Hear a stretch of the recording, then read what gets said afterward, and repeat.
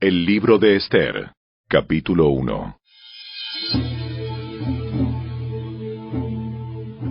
Estos hechos sucedieron en los días del rey Jerjes, quien reinó sobre 127 provincias, desde la India hasta Etiopía. En esa época, Jerjes gobernaba su imperio desde el trono real, ubicado en la fortaleza de Susa. En el tercer año de su reinado, hizo un banquete para todos sus nobles y funcionarios. Invitó a todos los oficiales del ejército de Persia y Media, y también a los príncipes y nobles de las provincias. La celebración duró 180 días, y fue una gran exhibición de la opulenta riqueza de su imperio y de la pompa y el esplendor de su majestad. Cuando todo terminó, el rey ofreció un banquete para todo el pueblo, que se encontraba en la fortaleza de Susa, desde el más importante hasta el más insignificante. El banquete duró 7 días y se realizó en el patio del jardín del palacio. El patio estaba elegantemente decorado con cortinas de algodón blanco y colgantes azules, sostenidos con cuerdas de lino y cintas de color púrpura que pasaban por anillos de plata incrustados en columnas de mármol. Había divanes de oro y de plata sobre un piso de mosaicos de cuarzo, mármol, nácar y otras piedras costosas. Las bebidas se servían en copas de oro de distintos diseños, y había vino real en abundancia, lo cual reflejaba la generosidad del rey. Por decreto del rey, no había límite de consumo, porque el rey había dado instrucciones a todos los empleados del palacio de que sirvieran a cada hombre cuanto quisieran. Al mismo tiempo, la reina Vasti hizo un banquete para las mujeres en el palacio real del rey Jerjes. Al 7º día de la fiesta, cuando el rey Jerjes estaba muy alegre a causa del vino, les ordenó a los 7 eunucos que lo servían, Meumán, Vista, Carbona, Victa, Abacta, Setar y Carcas, que le trajeran a la reina Vasti con la corona real en la cabeza. Quería que los nobles y los demás hombres contemplaran su belleza, porque era una mujer sumamente hermosa. Pero cuando le comunicaron la orden del rey a la reina Vasti, ella se negó a ir. Esa respuesta enfureció al rey y lo hizo arder de enojo. Entonces, el rey consultó de inmediato con sus sabios consejeros, quienes conocían todas las leyes y costumbres persas, porque siempre les pedía consejo. Sus nombres eran Carcena, Setar, Admata, Tarsis, Meres, Marcena y Memucán, 7 nobles de Persia y Media. Esos hombres se reunían frecuentemente con el rey y ocupaban los cargos más altos del imperio. ¿Qué debe hacerse con la reina Vasti? ¿Qué sanción impone la ley para una reina que se niega a obedecer las órdenes que el rey le envía debidamente por medio de sus eunucos?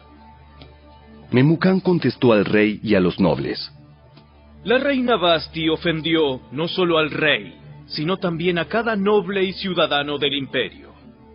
Ahora, en todas partes, las mujeres comenzarán a despreciar a sus maridos cuando se enteren de que la reina Vasti se negó a presentarse ante el rey.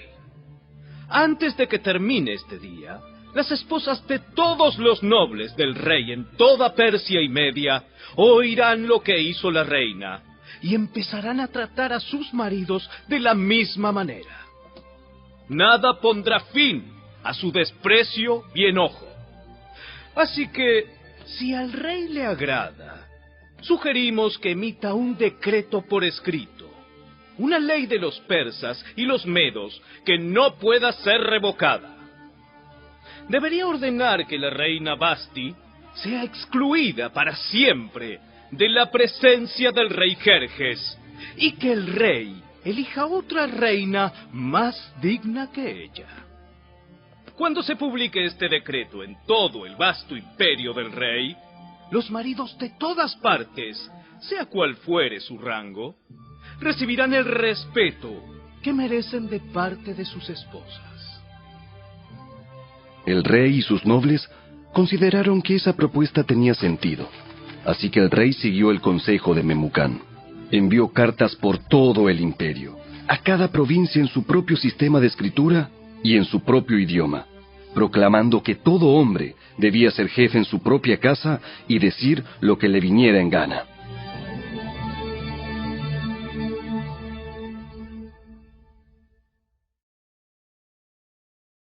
Capítulo 2. Una vez que se le pasó el enojo, Jerjes comenzó a pensar en Vasti y en lo que ella había hecho, y también en el decreto que él había firmado. Así que sus asistentes personales sugirieron lo siguiente: busquemos en todo el imperio jóvenes hermosas y vírgenes para el rey. Que el rey nombre delegados en cada provincia para que reúnan a esas hermosas jóvenes en el harén real en la fortaleza de Susa. Hegai, el eunuco del rey a cargo del harén, se ocupará de que todas ellas reciban tratamientos de belleza. Después, la joven que más agrade al rey será reina en lugar de Vasti. Al rey le pareció muy bueno ese consejo, así que decidió ponerlo en práctica. Por esos días, en la fortaleza de Susa, había un judío llamado Mardoqueo, hijo de Jair. Pertenecía a la tribu de Benjamín, y era descendiente de Cis y Simei.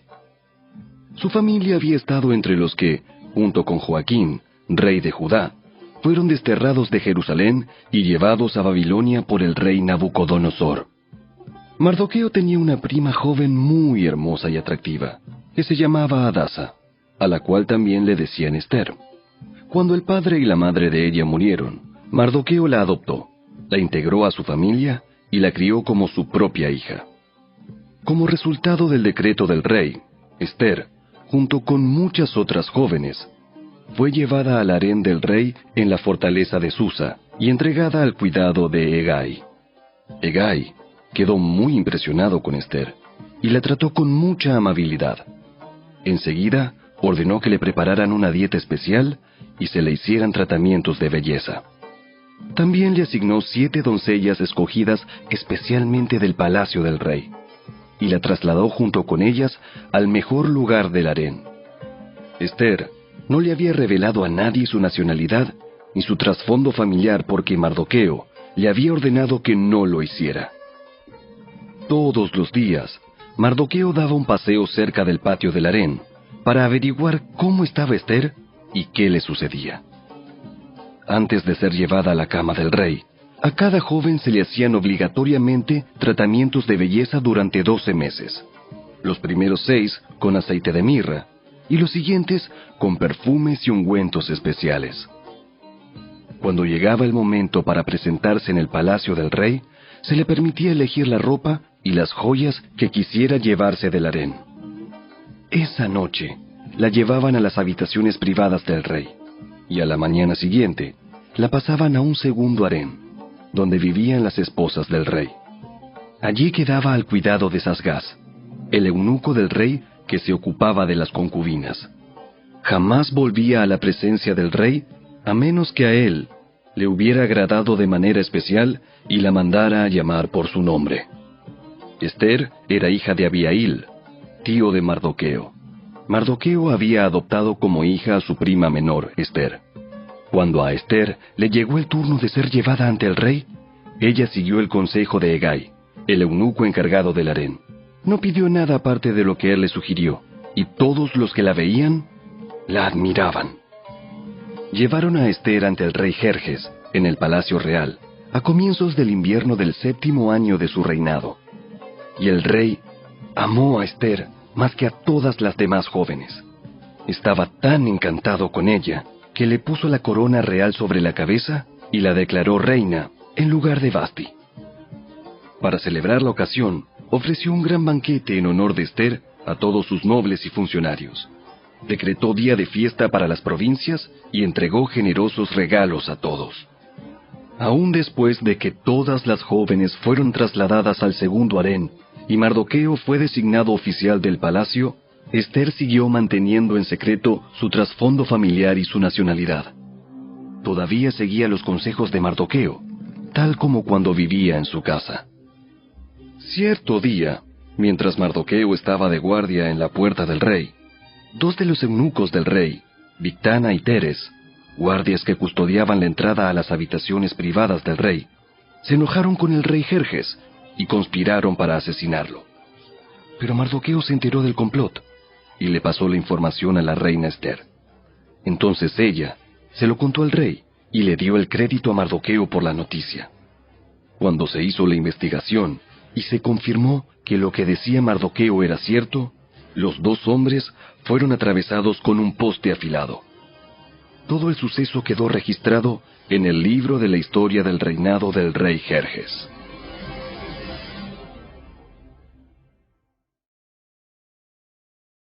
Capítulo 3. Tiempo después, el rey Jerjes ascendió a Amán, hijo de Amedata el agageo.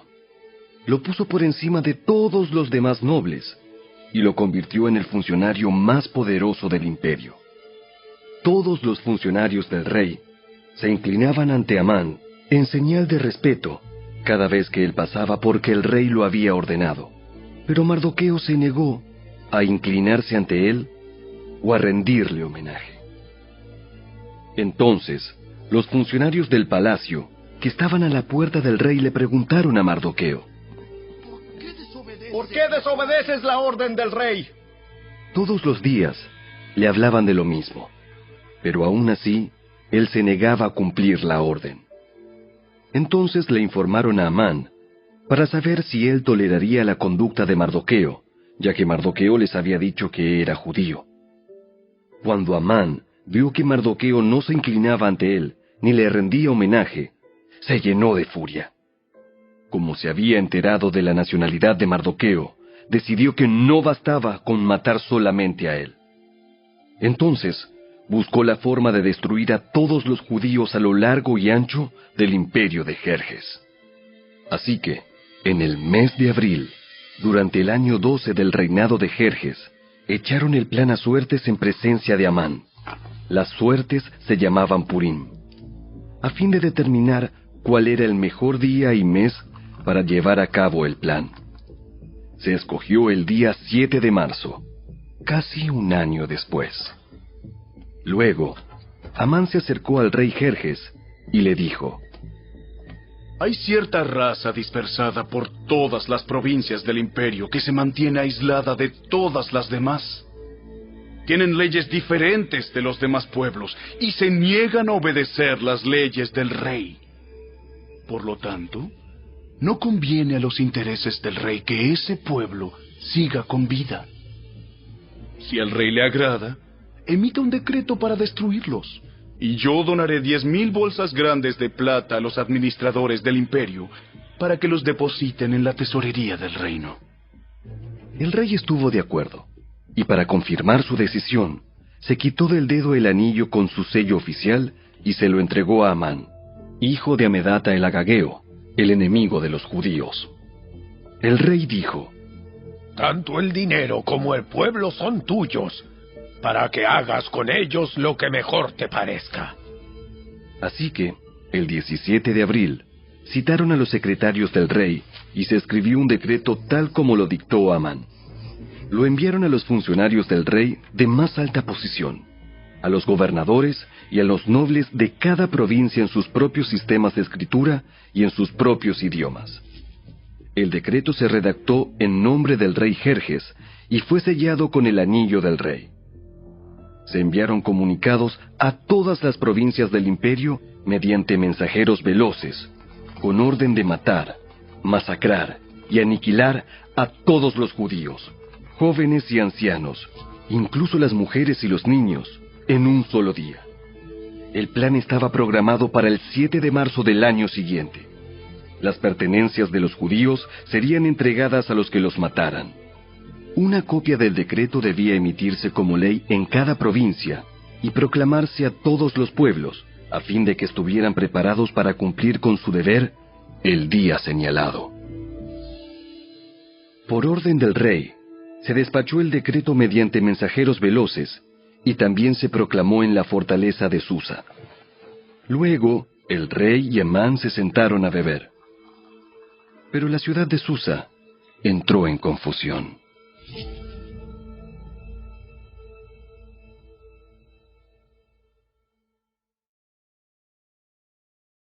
Capítulo 4. Cuando Mardoqueo se enteró de todo lo que había ocurrido, se rasgó su ropa, se vistió de tela áspera, se arrojó ceniza y salió por la ciudad llorando a gritos con un amargo lamento. Llegó hasta la puerta del palacio, porque no se permitía que nadie entrara por la puerta del palacio vestido de luto. A medida que la noticia del decreto real llegaba a todas las provincias, había más duelo entre los judíos. Ayunaban, lloraban y se lamentaban, y muchos se vestían con tela áspera y se acostaban sobre ceniza. Cuando las doncellas y los eunucos de la reina Ester se le acercaron y le contaron lo de Mardoqueo, ella se angustió profundamente. Le envió ropa para reemplazar la tela áspera, pero él la rechazó. Luego, Ester llamó a Atac, uno de los eunucos del rey que había sido designado como su asistente. Le ordenó que fuera a ver a Mardoqueo y averiguara qué era lo que le preocupaba y por qué estaba de luto. Entonces Atac salió a buscar a Mardoqueo a la plaza, frente a la puerta del palacio. Mardoqueo lo puso al tanto de todo lo que había pasado. Hasta le dijo el monto exacto de dinero que Amán había prometido depositar en la tesorería del reino para la destrucción de los judíos. Mardoqueo le entregó a Atac una copia del decreto emitido en Susa, que ordenaba la muerte de todos los judíos. Le pidió a Atac que se lo mostrara a Ester y le explicara la situación. También le pidió a Atac que la exhortara a presentarse ante el rey para suplicarle compasión e interceder a favor de su pueblo. Así que Atac volvió a Ester con el mensaje de Mardoqueo. Entonces Ester le ordenó a Atac que volviera a ver a Mardoqueo y le diera el siguiente mensaje. Todos los funcionarios del rey e incluso la gente de las provincias saben que cualquiera que se presenta ante el rey en el patio interior sin haber sido invitado está condenado a morir, a menos que el rey le extienda su cetro de oro, y el rey no me ha llamado a su presencia en los últimos 30 días. Así que Atac le dio el mensaje de Ester a Mardoqueo. Mardoqueo le envió la siguiente respuesta a Ester.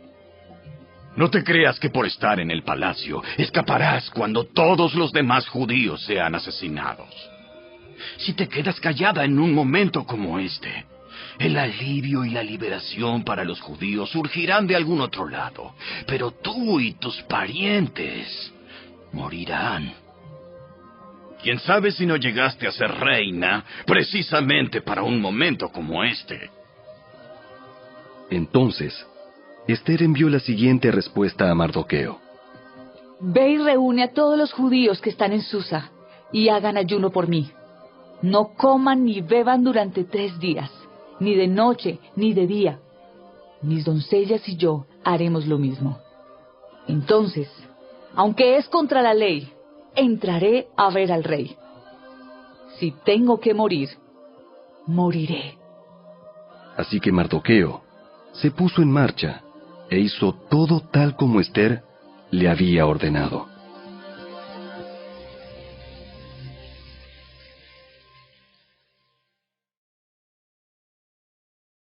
Capítulo 5. Al tercer día del ayuno, Ester se puso las vestiduras reales y entró en el patio del interior del palacio, que daba justo enfrente a la sala del rey.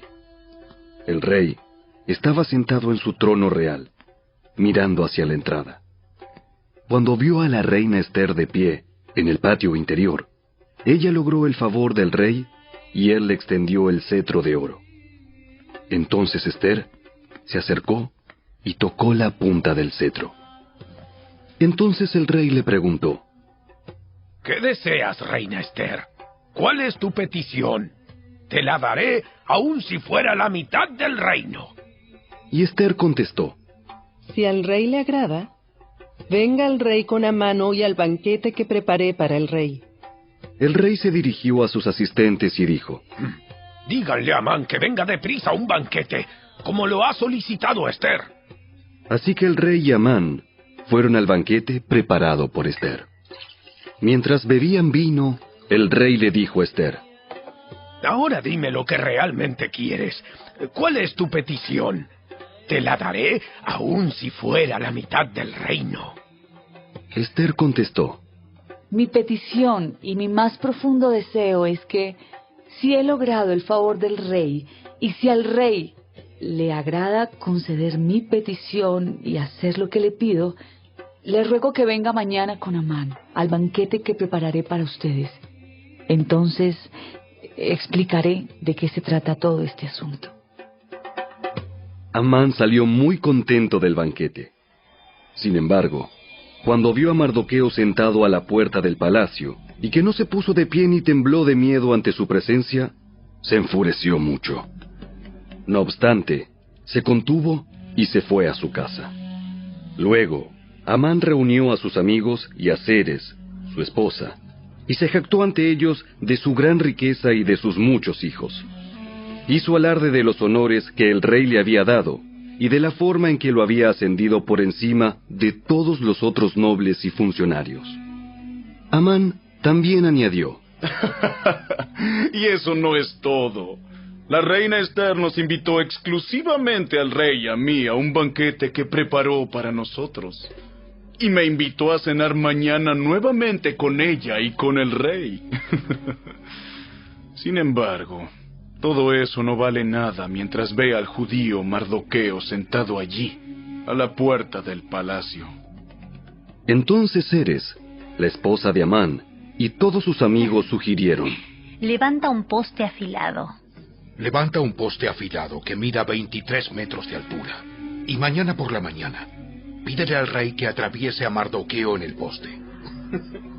Después de eso podrás seguir alegremente tu camino al banquete con el rey. A Amán le gustó la idea y ordenó que colocaran el poste.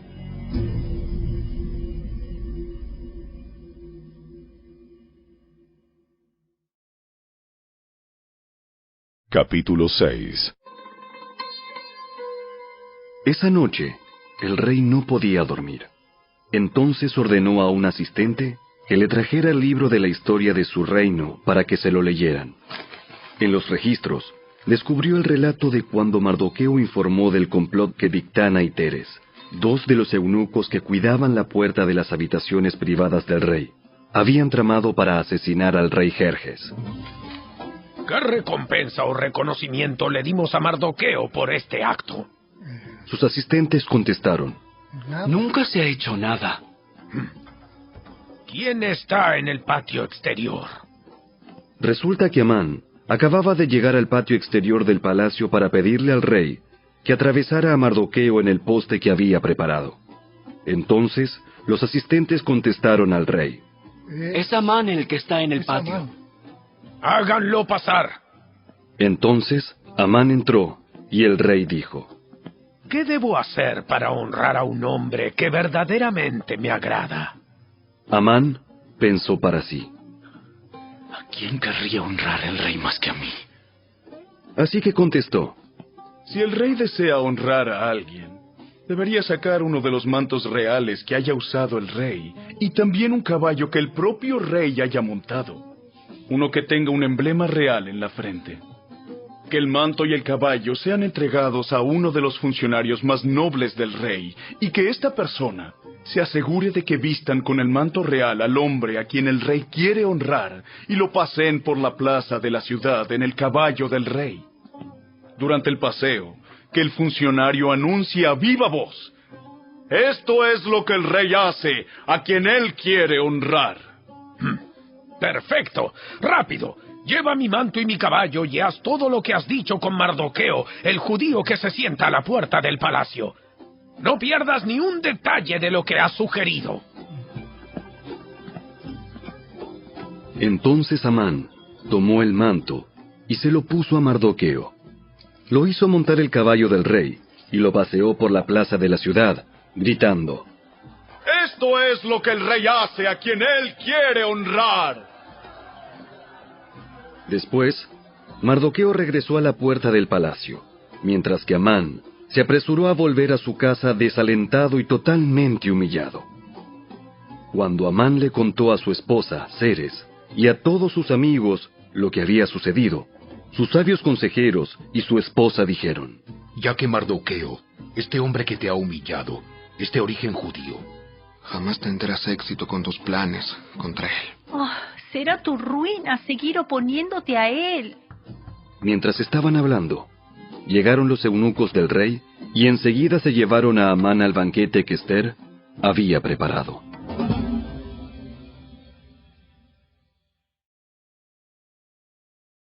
Capítulo 7. Entonces el rey y Amán fueron al banquete de la reina Ester. En esta segunda ocasión, mientras bebían vino, el rey volvió a decir a Ester: Dime lo que desees, reina Ester. ¿Cuál es tu petición? Yo te la daré, aun si fuera la mitad del reino. La reina Ester contestó: Si he logrado el favor del rey, y si al rey le agrada conceder mi petición, pido que mi vida y la vida de mi pueblo sean libradas de la muerte. Pues mi pueblo y yo hemos sido vendidos para ser muertos, masacrados y aniquilados. Si solo nos hubieran vendido como esclavos, yo me quedaría callada, porque sería un asunto por el cual no merecería molestar al rey. ¿Quién sería capaz de hacer semejante cosa? ¿Quién podría ser tan descarado para tocarte a ti? Ester contestó: Este malvado Amán es nuestro adversario y nuestro enemigo. Amán se puso pálido de miedo delante del rey y de la reina. Entonces el rey, enfurecido, se levantó de un salto y salió al jardín del palacio. Amán, en cambio, se quedó con la reina Ester para implorar por su vida, porque sabía que el rey pensaba matarlo. En su desesperación, se dejó caer sobre el diván donde estaba reclinada la reina Ester, justo cuando el rey volvía del jardín del palacio. El rey exclamó: ¡Hasta se atreve a atacar a la reina aquí mismo, en el palacio, ante mis propios ojos! Entonces, en cuanto el rey habló, sus asistentes le cubrieron la cara a Amán en señal de condena. Luego, Arbona, uno de los eunucos del rey, dijo: Amán ha levantado un poste afilado de 23 metros de altura en el patio de su casa. Tenía pensado utilizarlo para atravesar a Mardoqueo, el hombre que salvó al rey de ser asesinado. ¡Que atraviesen a Amán en ese poste! Entonces, atravesaron a Amán con el poste que había levantado para Mardoqueo. Y la furia del rey se calmó.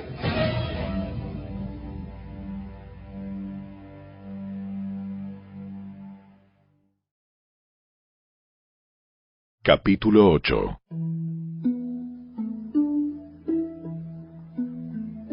Ese mismo día, el rey Jerjes entregó a la reina Ester las propiedades de Amán, el enemigo de los judíos.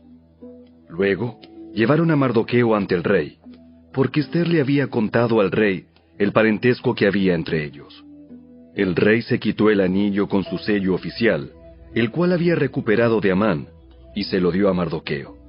Y Ester nombró a Mardoqueo como encargado de las propiedades de Amán. Luego Ester volvió a presentarse ante el rey, cayó a sus pies y le suplicó con lágrimas que detuviera el plan siniestro que Amán, el agageo, había conspirado contra los judíos. Nuevamente el rey extendió su cetro de oro hacia Ester, de modo que ella se levantó y permaneció de pie delante de él.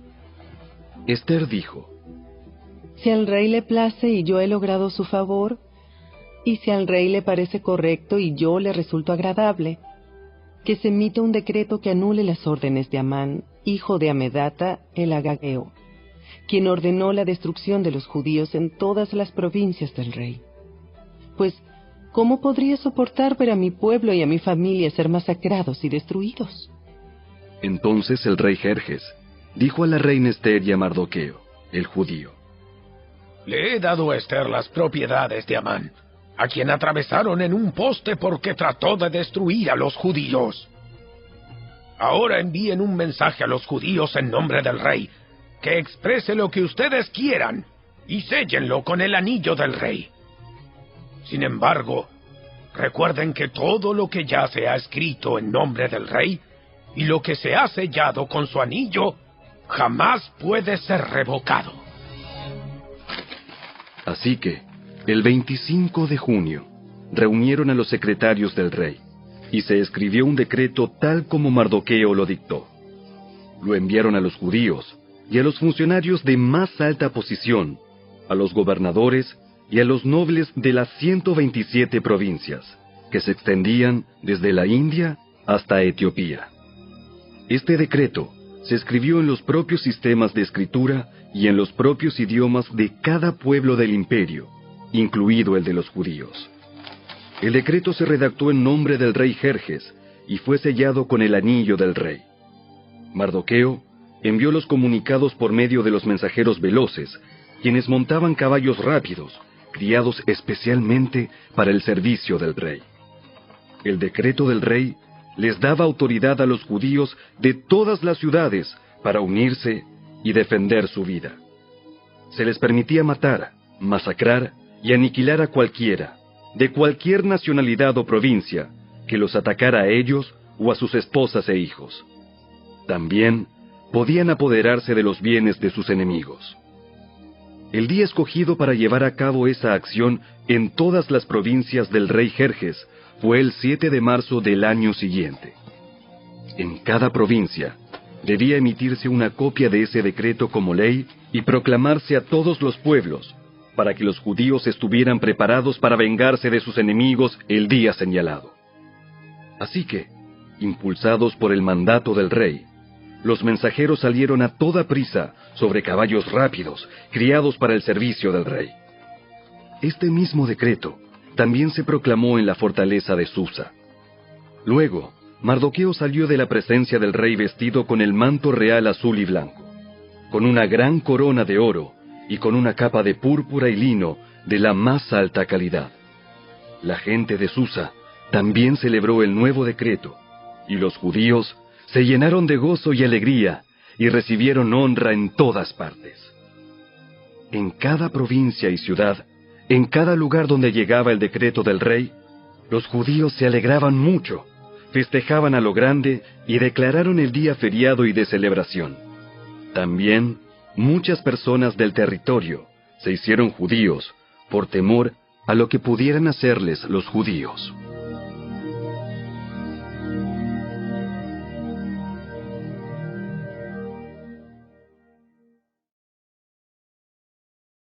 Capítulo 9.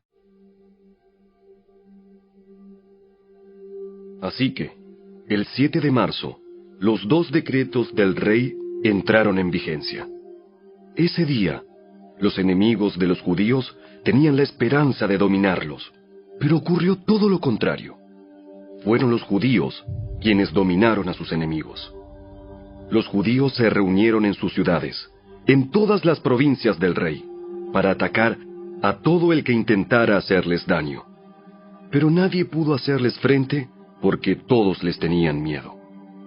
Además, todos los nobles de las provincias, los funcionarios de más alta posición, los gobernadores y los funcionarios reales ayudaron a los judíos por temor a Mardoqueo, pues a Mardoqueo lo habían ascendido a un alto cargo en el palacio del rey, y su fama se extendía por todas las provincias a medida que se hacía más y más poderoso. Así que, el día señalado, los judíos hirieron de muerte a sus enemigos a filo de espada. Mataron y aniquilaron a sus enemigos e hicieron lo que quisieron con quienes los odiaban. En la propia fortaleza de Susa, los judíos mataron a 500 hombres. También mataron a Parsandata, a Dalfón, a Aspata, a Porata, a Adalía, a Aridata, a Parmasta, a Arisai, a Aridai y a Baisata, los 10 hijos de Amán, hijo de Amedata, el enemigo de los judíos, pero no se quedaron con ninguna de sus pertenencias. Ese mismo día, cuando se le informó al rey el número de muertos en la fortaleza de Susa, hizo llamar a la reina Ester y le dijo: Los judíos mataron a 500 hombres solo en la fortaleza de Susa, además de los 10 hijos de Amán. Si aquí hicieron eso, ¿qué habrá pasado en el resto de las provincias? Ahora bien, ¿qué más quieres? Te será concedido. Dímelo y lo haré. Ester contestó: Si al rey le agrada que a los judíos de Susa se les dé permiso para hacer mañana lo que hicieron hoy, y que los cuerpos de los 10 hijos de Amán sean atravesados en un poste. El rey estuvo de acuerdo, y el decreto se hizo público en Susa. Atravesaron los cuerpos de los 10 hijos de Amán. Luego, el 8 de marzo, los judíos de Susa se reunieron y mataron a 300 hombres más, y otra vez tampoco se quedaron con ninguna de sus pertenencias. Mientras tanto, los demás judíos en todas las provincias del rey se reunieron para defender su vida. Quedaron aliviados de todos sus enemigos, al matar a 75,000 de los que los odiaban, pero no se quedaron con ninguna de sus pertenencias. Eso ocurrió en todas las provincias el 7 de marzo, y el día 8 descansaron para celebrar su victoria con un día de fiesta y alegría. Los judíos de Susa mataron a sus enemigos el día 7 de marzo, continuaron el 8, y luego el día 9 descansaron, y lo designaron su día de fiesta y alegría. De manera que, hasta el día de hoy, los judíos del campo que viven en aldeas remotas celebran un día feriado anualmente en el día señalado a fines del invierno, en el cual se alegran y se mandan regalos de comida unos a otros.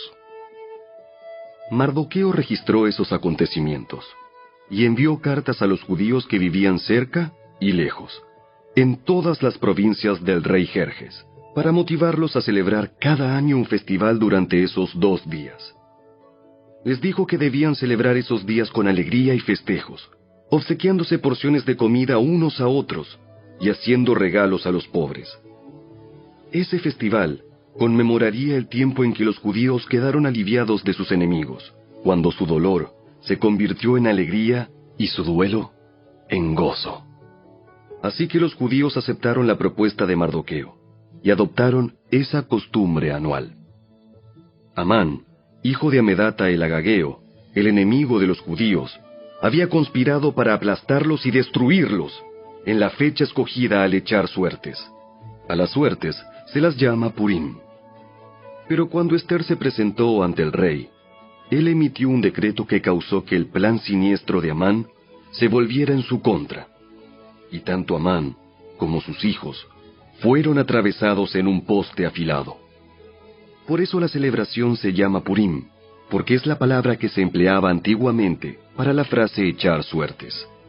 Por lo tanto, debido a la carta de Mardoqueo y a la experiencia que vivieron, los judíos de todo el reino se pusieron de acuerdo para iniciar esa tradición y pasarla a sus descendientes y a todos los que se hacían judíos. Declararon que jamás dejarían de celebrar cada año esos 2 días prescritos en la fecha señalada. Esos días se recordarían y se mantendrían de generación en generación, y serían celebrados por cada familia en todas las provincias y ciudades del imperio.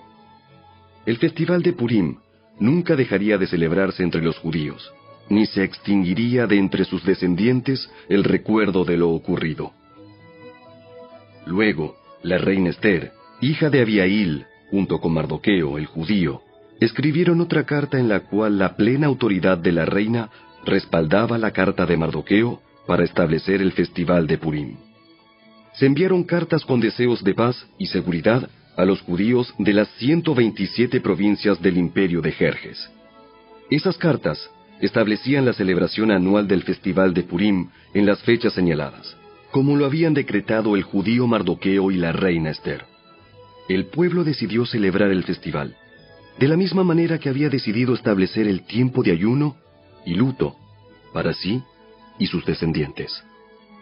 Así que el mandato de Ester confirmó la costumbre del Purim, y todo quedó escrito en los registros.